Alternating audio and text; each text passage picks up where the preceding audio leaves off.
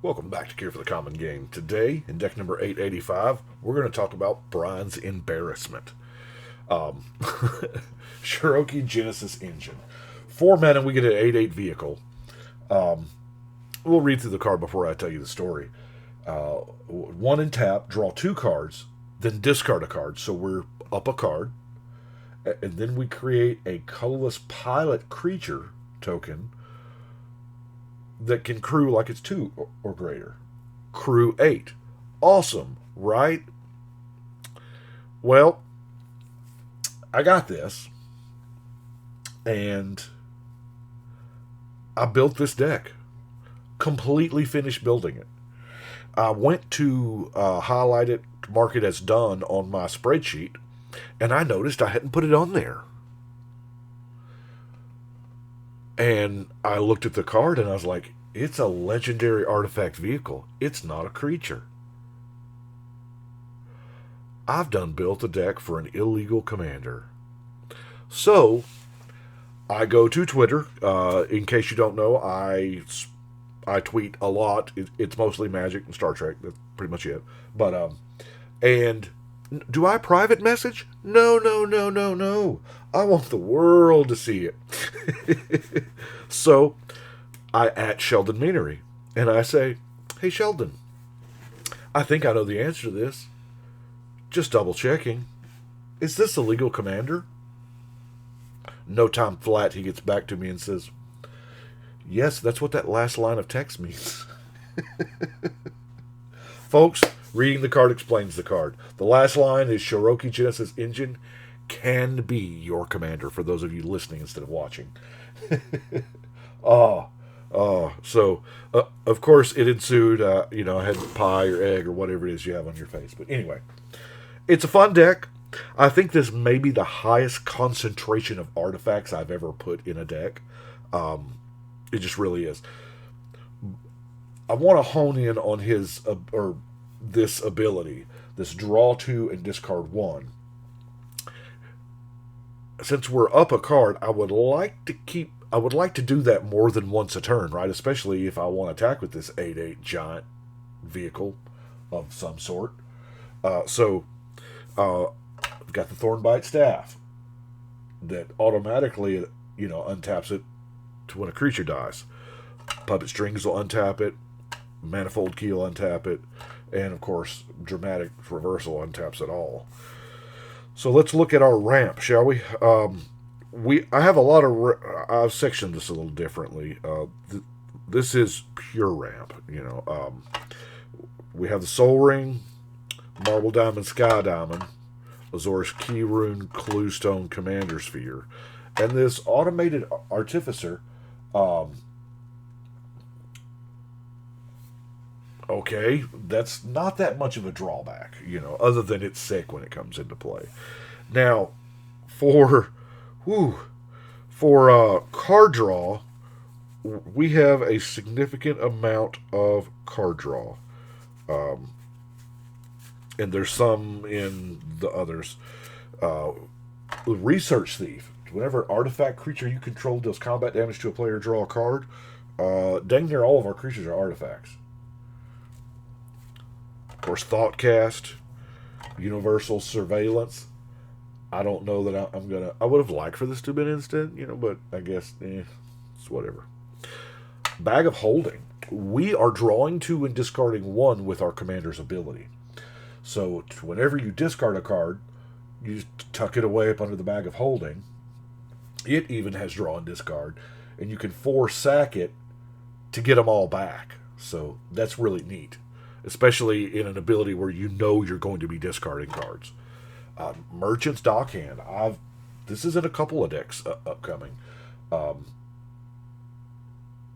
the 4 mana activation is a little much, 4 mana tap X untapped artifacts you control. Now, nowhere on here, this is an instant speed ability. The last thing you want is to tap out on your turn, but you do this on the turn before you're untapped. So, okay, he's done. During your end step, I'm going to activate the Merchant's Dockhand and, Super Scry, essentially.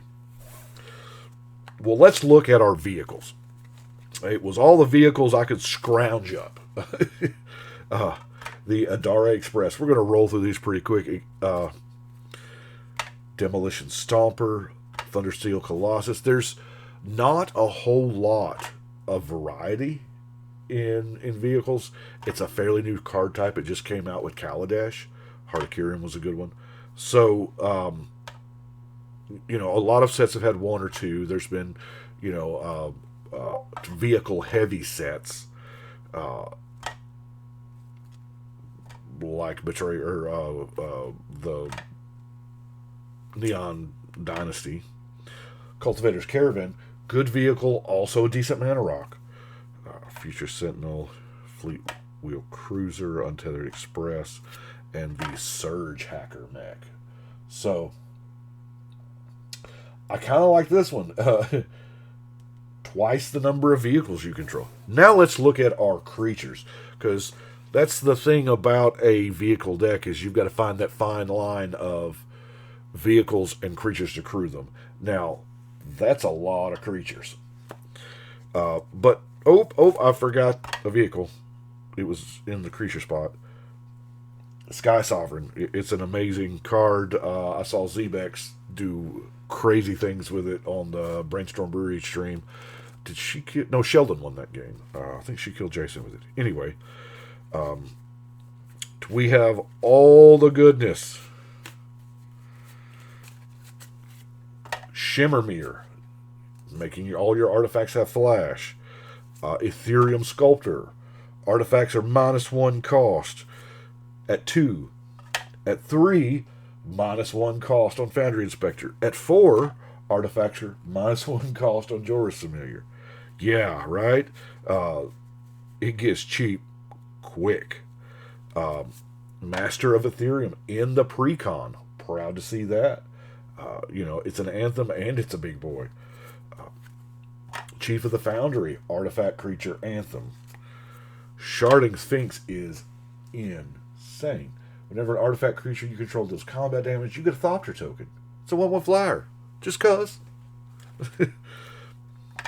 The Kappa Cannoneer, improvised ward, artifact enters the battlefield, put a 1/1 counter on this, and it can't be blocked. It's already a 4/4. Cyberdrive Awakener. Woo, that line is powerful. Other artifact creatures you control have flying. Wow. When it enters the battlefield until end of turn, each non-creature artifact you control becomes an artifact creature with base power times 4/4. So all those mana rocks are just going to take flight. I mean, and, like whatever your Mirage Mirror is. Or, yeah, that's a bunch. We all run the classic stuff, Hotshot Mechanic, it crews like it's 2. The Gear Shift Ace, when it crews something, the vehicle gains first strike. Court Homunculus, weird include, I know, but hear me out. It's 1 mana, and it's going to be a 2/2. So it will crew like it's 2, because it will be a 2/2.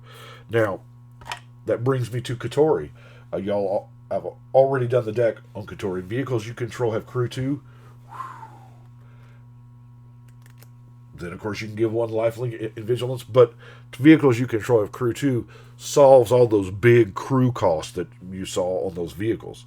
The Vidalcan Outlander. Artifact, creature, protection, 2/2. That way it can crew. The Containment Construct. Whenever you discard a card, which we're going to be doing to our commander's ability, you may exile that card. If you do, you can play it. And it's an artifact creature with 2 power. Hannah was in the Precon. Because why not, right? That was not bad. Just get an artifact back. Just cuz. Psy, also in the Precon. Cast an artifact, get a Thopter. Sack 2 artifacts to draw a card. That's pretty sweet. Emery was in there. You're probably going to pay 1 for her. Choose an artifact. Yeah, just getting them back. Wrath Compassion, another you know, play them as flash. Got the Pilgrim's Eye. I like the Pilgrim's Eye for this deck because, number one, it blocks flyers. It gets you that land when it comes into play. It can crew, albeit it's only one, but, you know, hey. Ethersworn Shield Mage is an artifact, so it gets the artifact bonuses of being cheaper or bigger, whatever you've got at the time. Flash, that comes into play. Prevent all damage that would be dealt to artifact creatures this turn. This is an awesome Artifog. Yeah. That's what. Frogmite. It's a free 2/2. I mean, just, it's free to crew stuff. Sanctum Gargoyle is, you know, not quite free, but comes into play. You can get an artifact back. So it's got that regrowth attached to the 2-power flyer. Fairy Mechanist, another 2-power flyer, comes into play. And then we got Filigree Angel, because sometimes you get a little low on life. And with all the token making and the Thopters and most of your deck being, you know.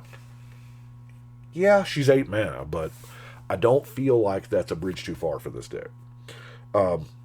Two little instant things. Whoop. Come back here. 2 little instants with the Blacksmith skill. Target permanent's hexproof and indestructible. That's enough for me. But in our deck, it's going to get +2/+2, so why not? The Built to Last. +2/+2 artifact creatures gets indestructible, so that's pretty neat. A little bit of counter magic, not a lot. You know, I mean, I have a Negate and a Mana Leak. Board wipe and time wipe, so I'm just knocking it. We do have a significant amount of non-basic lands. We will go through the mana-fixing colors first. You know, the Thriving Isle, Command Tower, Azorus Chancery, Terramorphic Expanse, Meandering River, Azorus Guildgate, Tranquil Cove, Evolving Wilds, Port Town, Irrigated Farmland, Glacial Floodplain, Razortide Bridge, that's an artifact, that helps, Sajiri Refuge. I had one last Seat of the Cyanide, didn't have a Den of the Ancients on hand, but the rest of them, you know, Mech Hanger, add a mana of any color to cast a pilot or vehicles. That's a good chunk of our deck, you know. Target vehicle becomes an artifact creature in a turn, so we can use this to animate a vehicle if we don't have anybody to crew it. That's neat. Of course, Rogue's Passage, Buried Ruin. There's a lot more non-basic colorless lands in this specific deck because a lot of the deck's colorless, you know. Sack it to get an artifact back. Darksteel Citadel, because, you know, why not? And the last one is Phyrexia's Core. Sack an artifact to gain a life. So that is the mistake that almost was or almost wasn't. But it was weird, though, that apparently I had read that line, can be your commander, and processed it enough to build the whole deck. And then it was sitting, I'm not kidding, it was sitting like right there. And I was like, man, that ain't even legal. But guess what? It is. Sometimes. Oh, I'm up too high. Well, that's 885. We'll go ahead and put it onto the wall. And that is it for today. My story's got us running long. We just crossed 14 minutes, so I hope y'all enjoy. But right now, we're going to go ahead and shuffle and cut.